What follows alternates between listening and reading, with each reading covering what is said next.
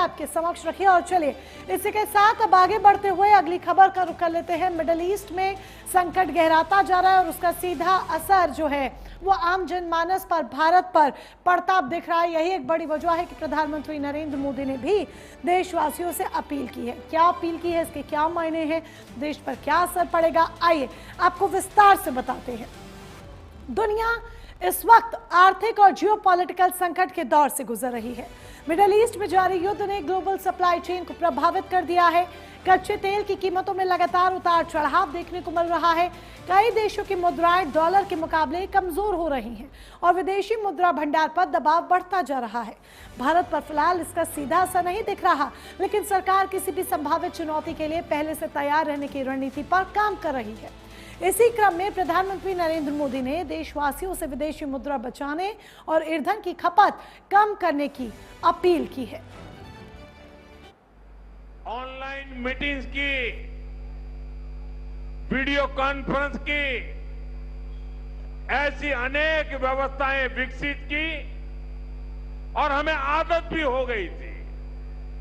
आज समय की मांग ऐसी है कि उन व्यवस्थाओं को हम फिर से शुरू करें तो वो देश हित में होगा। Work from home, online conferences, virtual meetings, इनको हमें फिर से प्राथमिकता देनी है।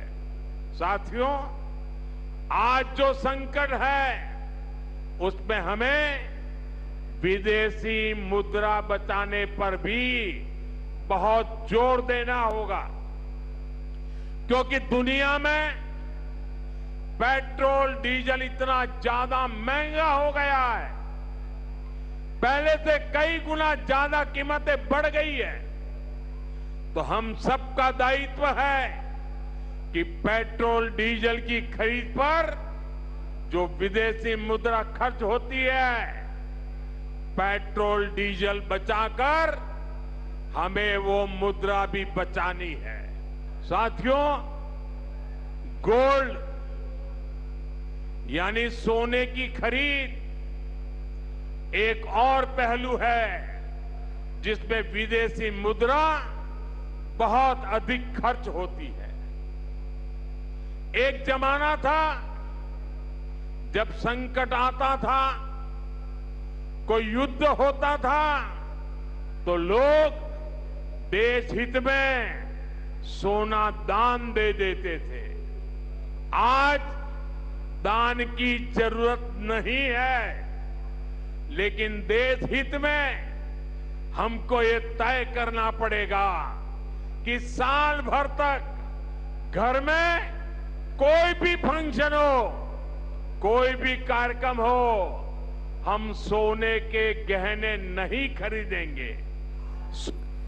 तो प्रधानमंत्री नरेंद्र मोदी की इस अपील के बाद रक्षा मंत्री राजनाथ सिंह ने पश्चिम एशिया में उभरती स्थिति पर नजर रखने के लिए गठित मंत्रियों के अनौपचारिक अधिकार प्राप्त समूह की बैठक की अध्यक्षता भी की। लेकिन दूसरी तरफ विपक्ष इसमें भी सियासत का स्कोप देख रहा है। राहुल गांधी हो या अखिलेश यादव, सोशल मीडिया पर विपक्ष इस पर तंज कसते नजर आया, जबकि बीजेपी का कहना है कि ये मामला किसी पार्टी का नहीं बल्कि देश का है। ऐसे में इसमें सियासत करना कहीं से भी वाजिब नहीं है। देखिए, वैश्विक संकट के समय देश के माननीय प्रधानमंत्री जी ने निर्देश नहीं दिया है, अपील किया है। इसीलिए मैं पहले भी कहता था कि मुझे श्री राहुल गांधी और श्री अखिलेश यादव जी को देशद्रोही तो नहीं कह सकता, लेकिन देशभक्ति पर संदेह होने लगता है कि ये भारत के लिए और भारत की तरफ से बोलते हैं कि भारत के दुश्मनों की तरफ से बोलते हैं, समझ में नहीं आया करता। ऐसी भाषा देश नहीं स्वीकार करेगा। माननीय प्रधानमंत्री जी ने जो अपील की है, उस अपील के साथ अपने को जोड़ते हुए सबसे हम भी अपील करेंगे कि जो माननीय प्रधानमंत्री जी ने अपील किया है उसके साथ खड़े होकर के देश को मजबूत बनाने में सब लोग मिल करके आगे बढ़ें, यही माननीय प्रधानमंत्री जी ने कहा। भारत की पॉलिटिक्स के सबसे रिजेक्टेड माल है, rejected by all, rejected always, rejected in every state. तो मुझे ऐसा लगता है कि ये जो लोगों ने रिजेक्ट किया हुआ माल है, डेमोक्रेसी में जिसको लोग एक्सेप्ट करते हैं वही महत्वपूर्ण होता है। तो ये जो रिजेक्टेड और डिजेक्टेड इस प्रकार के राहुल गांधी है, इनको आप महत्व देते हैं, हम इनको महत्व देते नहीं है। देश मोदी जी के साथ खड़ा है, देश मोदी जी के पीछे खड़ा है, देश बार बार मोदी जी को आशीर्वाद देता है। यहाँ पे दूसरे जगह में रहते थे उनको मूर्ख कहा जाता है, लेकिन यहाँ पे आप देख लीजिए ये किस ढंग का भ्रामक प्रचार, लोगों को दिग्भ्रमित करने का, अराजकता फैलाने का ये शुरू से प्रयास करते रहे हैं। जो भी ये बात कहता है इंडी गठबंधन का आदमी या विपक्षी, उसको ये सोचना चाहिए कि ये जो संकट, तेल का और ईंधन का संकट जो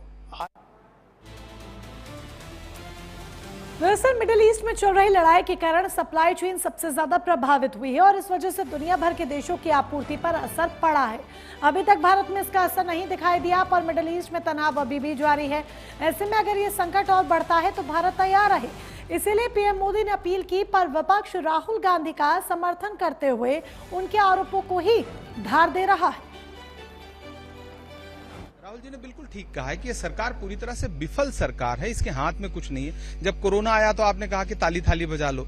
आज जब एक क्राइसिस आ रही है, जब राहुल जी ने बता दिया था कि क्राइसिस आने जा रही है, तो क्राइसिस मैनेजमेंट के लिए आपके पास कोई ऑप्शन नहीं है, आपके पास सिर्फ भाषण है। ये सारी जो बातें सरकार बोल रही है, प्रधानमंत्री बोल रहे हैं, इतना कैजुअली एक पब्लिक मीटिंग में बोल रहे हैं, मुझे लगता है कि पूरी जनता को, संसद को लेना चाहिए कॉन्फिडेंस के अंदर कि ऐसा क्या हुआ कि जो युद्ध चल रहा है खाड़ी में, सब जानते हैं उसको, लेकिन जो वैश्विक स्थिति है उसके बारे में एक्चुअली में हमारा क्या स्टैंड है, हम कहाँ खड़े हैं, उस पूरा एक खुलासा करना चाहिए।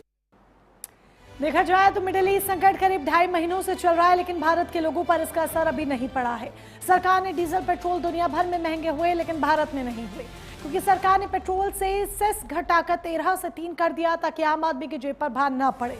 लेकिन अब मिडिल ईस्ट में संकट बढ़ेगा तो जाहिर है कि भारत पर असर पड़ सकता है।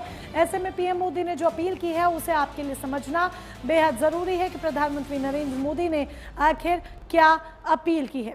कहा है वर्क फ्रॉम होम करें, घर से काम करने से न केवल आपका जो आप पर बोझ है वो कम होगा, वर्चुअल मीटिंग्स करने की बात कही है, वीडियो कॉल्स का उपयोग करने की बात कही है, समय की बचत होगी, ईंधन की बचत होगी, मेट्रो का इस्तेमाल करने की बात कही है, कार पूलिंग करने के लिए एडवाइस किया है प्रधानमंत्री नरेंद्र मोदी ने, रेलवे से सामान भेजने की बात प्रधानमंत्री नरेंद्र मोदी ने की है, ई व्हीकल्स का इस्तेमाल करने पर जोर प्रधानमंत्री नरेंद्र मोदी ने अपनी अपील के माध्यम से दिया है। तो ये तमाम अपीलें प्रधानमंत्री नरेंद्र मोदी की तरफ से की गई हैं, जो लोगों से उन्होंने कहा है कि अपनाएं। यह अपील अमल में लाने के लिए इसलिए भी देखा जाए तो जरूरी है क्योंकि दुनिया भर के कई देश इस वैश्विक संकट में फंसे हुए हैं, महंगाई की मार झेल रहे हैं। ऐसे में भारत अपने आप को हर स्थिति से निपटने के लिए तैयार कर रहा है, लेकिन विपक्ष जिस तरह से हम आपको कह रहे हैं कि इसमें भी सियासत देख रहा है, लिहाजा बीजेपी ने राहुल गांधी को सीधे निशाने पर लिया है। देखिए, राहुल गांधी जी को देश का इतिहास मालूम नहीं है। प्रधानमंत्री जी ने देश से अपील की है और ये अपील जब जब भारत में संकट आया है राहुल जी, तब तब भारत इसका मुकाबला किया है। क्या पंडित नेहरू फेल्योर प्रधानमंत्री थे राहुल जी? आप बताएं। 62 के चाइना युद्ध के समय हमारे पास सोने की कमी थी और उन्होंने आह्वान किया था, देश से आह्वान किया गया था, मां बहनों ने, हमारी बेटियों ने, शादीशुदा बेटियों ने मंगलसूत्र तक। तो देशवासियों से प्रधानमंत्री नरेंद्र मोदी ने अपील की है, कहीं ना कहीं एक प्रिकॉशनरी स्टेप्स लिए जा रहे हैं आगे आने वाले क्राइसिस को देखते हुए। ऐसे में सभी को इन स्टेप्स में साथ देना होगा ताकि आगे आने वाले संकट से हम बच सके और जनता पर किसी भी तरह का बोझ ना पड़े आगे जाकर। फिलहाल बियॉन्ड हेडलाइंस में मेरे साथ बस इतना ही। नमस्कार।